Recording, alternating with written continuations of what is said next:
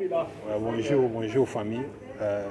Au monde de quoi moi aussi, Azawa depuis lobby dans l'hôpital. Na aidé qui lobby avec autant la ni en Afrique du Sud na Cape Town. Avec autant la ni na bilambate na aidé qui était que na Monica kan de quoi moi aussi. Avec ko lobate. Ba yaki na un hôpital depuis lobby. Na hôpital à Cabrema.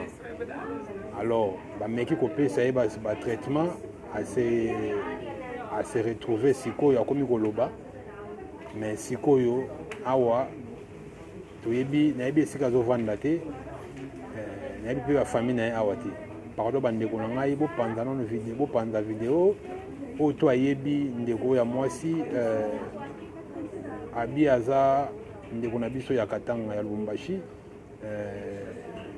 comment tu t'appelles? Comment on a eu princesse dans Lubumbashi, dans quelle commune?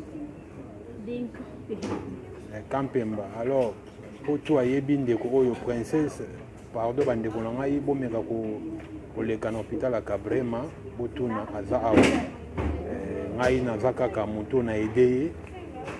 na aidé na benga ki police na benga ambulance ba memia na Cabrema ba pese ba soin loyo banda ko lobati anda otambola mutakala entre moi bande ko ngai bo aider ndeko ya mwasi bo aider vraiment bo aider o ayebi longo yo bo ya ko lukaye na Cabrema na Cabrema hospital bande ko nga ba congolais pardon vraiment bo panza vidéo oyo bisika nyonso oyo azo reconnaître ndeko oyo aya ko lukaye awa na Cabrema hospital na Cape Town na Belleville.